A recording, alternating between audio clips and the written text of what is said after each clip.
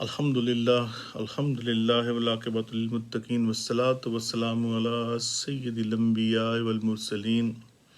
اما بعد فاعوذ باللہ من الشیطان الرجیم بسم اللہ الرحمن الرحیم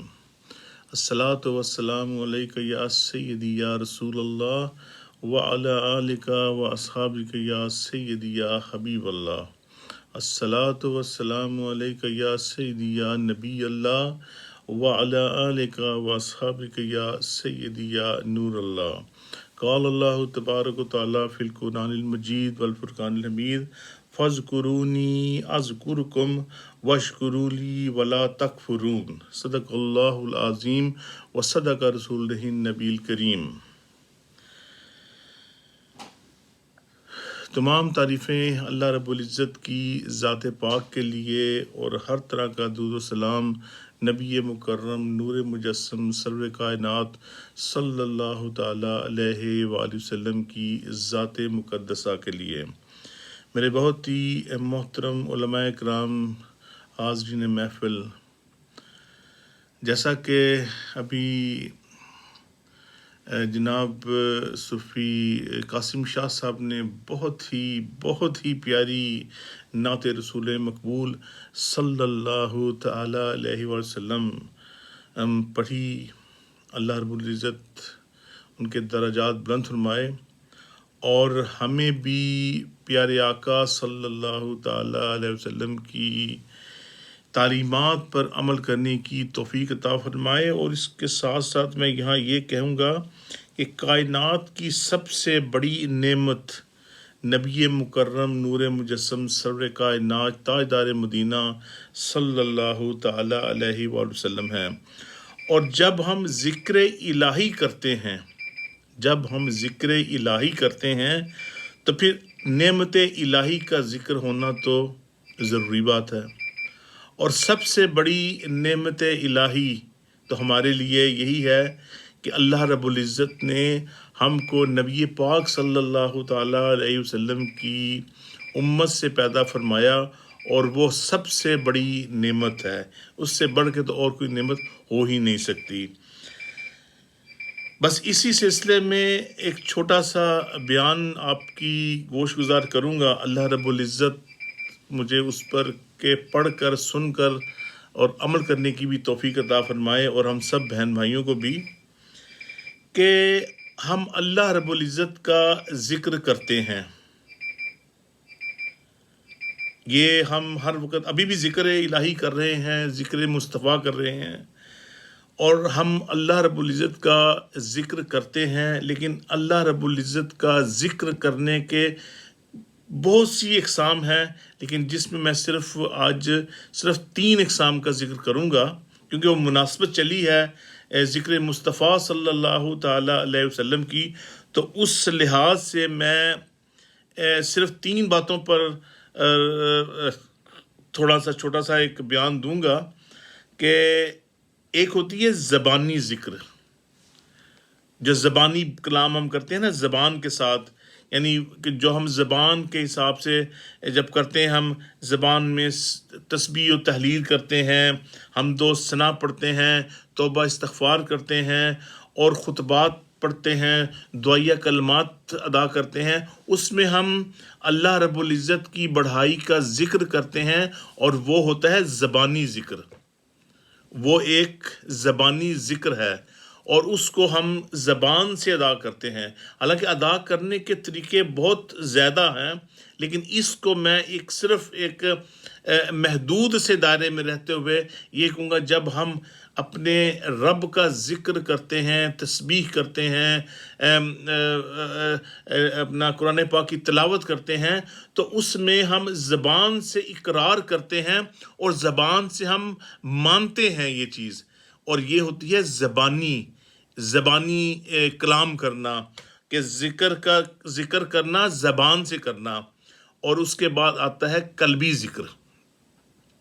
اور قلبی ذکر وہ ذکر ہے کہ اللہ رب العزت ہمیں بھی اس قلبی ذکر سے ہمقرار ہونے کی توفیق عطا فرمائے۔ وہ ذکر قلبی ہوتا ہے قلب سے، دل سے کسی چیز کا اقرار کرنا، یعنی ہم جب اللہ کی ربانیت پر، اللہ رب العزت کی افضلیت پر ہم یہ اقرار کرتے ہیں کہ اللہ رب العزت وحدہ لا شریک ہے، اس کے ساتھ کسی کی مناسبت نہیں، اللہ رب العزت ہر چیز سے پاک ہے، وہ واحد ہے، اور اللہ رب العزت واحد کو پسند فرماتا ہے، اور وہ ہوتا ہے ہم قلب سے، زبان سے بھی اقرار کرتے ہیں اس کا، لیکن اس کے بعد جب زبان سے اقرار کرتے ہیں سب کے سامنے، اور قلب سے جب اقرار کرتے ہیں نا کہ ہم سچے دل سے، قلب تسکین سے ہم یہ اقرار کر رہے ہیں، تو اس کا لنک سیدھا ڈائریکٹ یہ ہوتا ہے کہ ہم دکھاوے کے لیے نہیں، ہم صرف دل سے، اپنے قلب سے ہم یہ یقین کرتے ہیں، یہ مانتے ہیں کہ اللہ ایک ہے، اللہ واحد ہے، اور وہ ذکر قلبی ہوتا ہے۔ اور جب اللہ تعالیٰ کی نعمتوں کو ہم دل سے، قلب سے یہ مانیں کہ اللہ رب العزت ایک ہے، یہ تمام زمینیں، آسمان، یہ شجر و کرم، سب کچھ اللہ رب العزت کے بنائے ہوئے ہیں، اللہ رب العزت ہی سب چیزوں کا مالک ہے۔ یہ جو سانس ہماری چل رہی ہے اس کے کہنے سے چل رہی ہے، ہم بول رہے ہیں اللہ رب العزت کے کہنے سے بول رہے ہیں، یہ سب ہماری حقانیت ہے قلب سے۔ اگر ہم قلب سے کسی چیز کا اقرار نہیں کریں گے تو پھر وہ کچھ نہیں ہے۔ زبان سے ہم کفار نے دیکھا نا، زبان سے کفار کہتے تھے نا کہ ڈر کے مارے کہ چلو اسلام قبول کر لیتے ہیں، ان کے سامنے کہہ دیتے ہیں کہ ہم نے اسلام قبول کر لیا، لیکن جب وہ اپنے گروہ میں جاتے تھے تو پھر وہ منکر ہو جاتے تھے کہ وہ تو ہم نے دکھاوے کے لیے، اپنی جان کو بچانے کے لیے وہ اپنے ذکر کیا۔ وہ چیز زبان سے کہی ہوئی بات کچھ بھی ہو سکتی ہے، لیکن جو چیز آپ قلب سے تسلیم کریں گے نا، قلب سے، دل سے، حقیقی طور پر، وہ ہوتا ہے روحانی قلبی سکون۔ اس کو قلب سے جب آپ اختیار کریں گے نا، تسلیم کریں گے، اس سے آپ کو قلبی سکون بھی ملے گا۔ اور اس کی عظمت اور کبرائی اور عظیم قدرت کے دلائل پر غور کرنے کو بھی کہتے ہیں کہ جب اللہ رب العزت نے یہ دنیا بنائی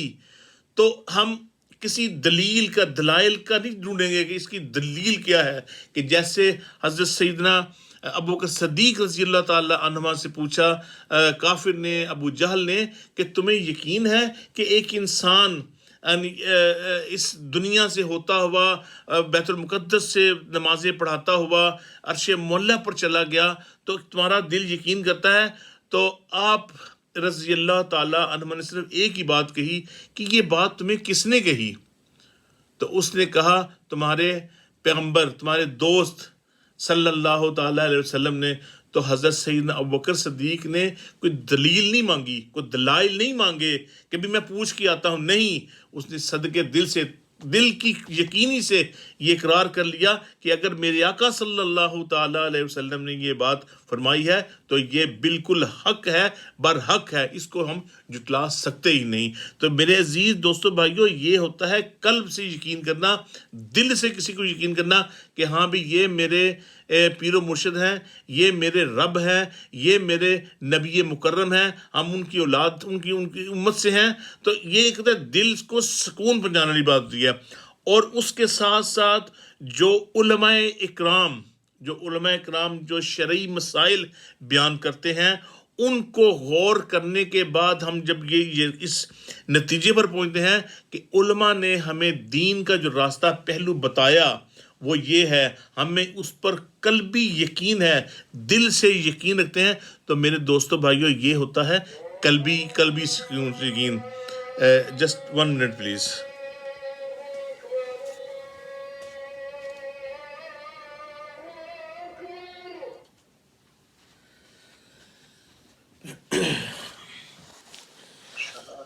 دوران اذان اوبیسلی ہم بات نہیں کر سکتے تھے، اس لیے ابھی نماز کو وقت تو ہے، ابھی ٹائم سٹارٹ ہوا ہے، اس لیے میں نے اس کا رکنا پڑا، کیونکہ ہم یہ بھی اب دین کی بات ہی کر رہے ہیں۔ حالانکہ اس طرح کرنا کوئی اچھی بات نہیں ہے، لیکن جب ایک دین کے سلسلے میں بات کی جائے تو اس وقت آپ اس چیز کو روک سکتے ہیں۔ یہ بھی ایک اسلام کی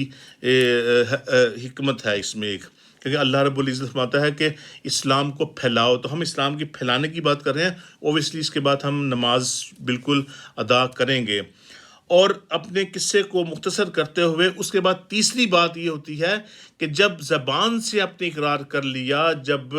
دل سے اقرار کر لیا، اس کے بعد آخری بات جو آتی ہے وہ یہ آتی ہے کہ جسم کے اعضاء، جو ہمارے جسم کے اعضاء ہے، اس سے جو ہم کیا کام کرتے ہیں، اس پہ اللہ رب العزت کے اوپر کیسے عمل درآمد کرتے ہیں، اس پہ عمل درآمد کرنے کا یہی طریقہ ہے کہ اللہ رب العزت نے جو باتیں ہمیں حکم فرمائیں، قرآن پاک میں ارشاد فرمایا، پیارے آقا صلی اللہ تعالی علیہ وسلم نے ہمیں یہ بتایا کہ یہ کام نہیں کرنا، تو ہم نے نہیں کرنا۔ جھوٹ نہیں بولنا،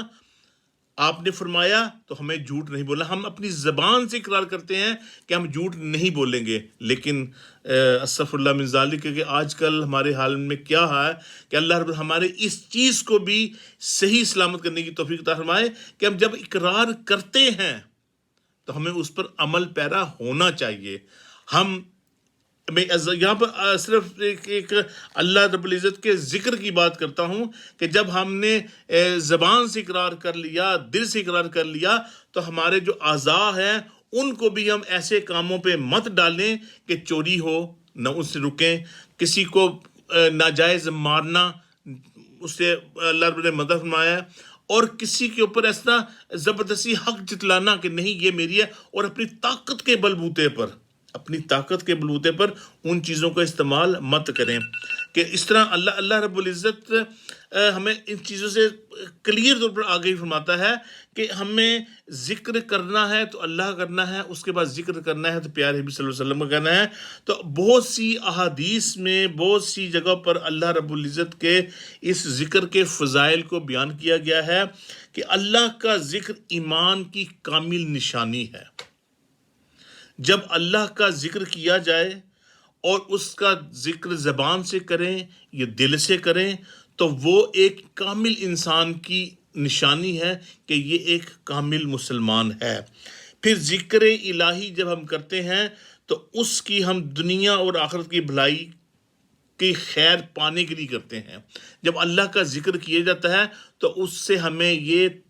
تسکین ملتی ہے کہ انشاءاللہ عز و جل ہمیں اس دنیا میں بھی اس کی بھلائی حاصل ہوگی اور آخرت میں بھی اس کا صلہ ملے گا۔ اور ذکر الہی جب کیا جائے، ذکر الہی جب کیا جائے تو ذکر الہی کرنے سے عذاب الہی ٹلتا ہے۔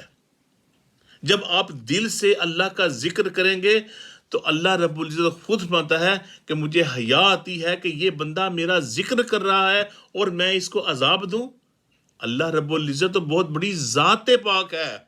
وہ تو کریم ہے، وہ رحیم ہے، وہ کیسے انسانوں پر ایسے بوجھ ڈال، کسی کے اوپر بھی اللہ رب العزت اس کی قوت سے زیادہ بوجھ نہیں ڈالتا۔ اور جب اللہ رب العزت نے اتنے ہم پر احسانات کیے ہیں تو ہمیں چاہیے کہ ہم ذکر الہی کریں، اور ذکر الہی کرنے سے قیامت کے دن درجے بلند ہوں گے۔ ذکر الہی جب کریں گے ہم تو یقین مانیں کہ ہمارے درجے بلند ہوں گے۔ اور پھر دوسری بڑی بات، اس وقت ہم ذکر الہی کر رہے ہیں نا، ایک ہمارے حلقے ہیں، ایک حلقے بنائے ہوئے ہیں، کچھ حلقہ ہمارا یورپ میں بیٹھا ہوا ہے، کچھ حلقہ ہمارا پاکستان میں بیٹھا ہوا ہے، کچھ حلقہ ہمارا یہ کینیڈا میں، ادھر یو کے میں بیٹھا ہوا ہے، اور دنیا کے مختلف علاقوں میں ہم بیٹھے ہوئے ہیں اور ذکر الہی کر رہے ہیں۔ اور وہ ذکر الہی کے حلقے جو ہیں نا، وہ ایک جنت کی کیاریاں ہیں۔ اب دیکھیں کتنی بڑی پیاری بات ہے کہ جنت کی کیاریاں ہم کو سینچ رہے ہیں، ان کو سینچ کر ہم ان کو بڑا کر رہے ہیں، اس کے بعد ہم اس میں رہ رہے ہیں۔ ہم نے اپنے گھروں میں ایک جنت کا ماحول پیدا کیا ہوا ہے، اور یہ ہے ذکر الہی کی بدولت۔ جب ذکر الہی ہوگا تو ذکر مصطفیٰ نہ ہوگا تو یہ تو کبھی ہو ہی نہیں سکتا، کیونکہ ذکر الہی نہیں، ذکر الہی کریں گے تو ساتھ ہی ذکر مصطفیٰ تو چلے گا، کیونکہ یہ ایک لازم و مضمون چیزیں ہیں، کوئی ایک ہوگا تو دوسری ہوگی۔ اس کے بعد جب ہم ذکر کرتے ہیں تو ذکر کرنے والوں کو فرشتے اپنی رحمت میں ڈھانپ لیتے ہیں، ان سے گناہ سرزد نہیں ہو سکتا۔ دیکھیں اب ہم ذکر کر رہے ہیں، اللہ کا ذکر کر رہے ہیں، پیارے آقا صلی اللہ علیہ وسلم کا ذکر کر رہے ہیں، تو ہم میں وہ چیزیں، گناہ ہمارے پاس قریب ہیں ہی نہیں، تو اس سے ہمیں اللہ کی رحمت نے، فرشتوں نے اپنے پروں سے ہم کو ڈھانپ لیا ہے. تو اللہ رب العزت ہمیں ان سب کو سن کر عمل کی توفیق عطا فرمائے. اگر بھولے سے میرے سے کوئی ایسی غلطی سرزد ہوگی، اللہ رب العزت پیارے حبیب کے صدقے مجھے معاف فرمائے اور ہم سب کو سن کر عمل کی توفیق عطا فرمائے. وآخر دعوانا ان الحمد للہ رب العالمین.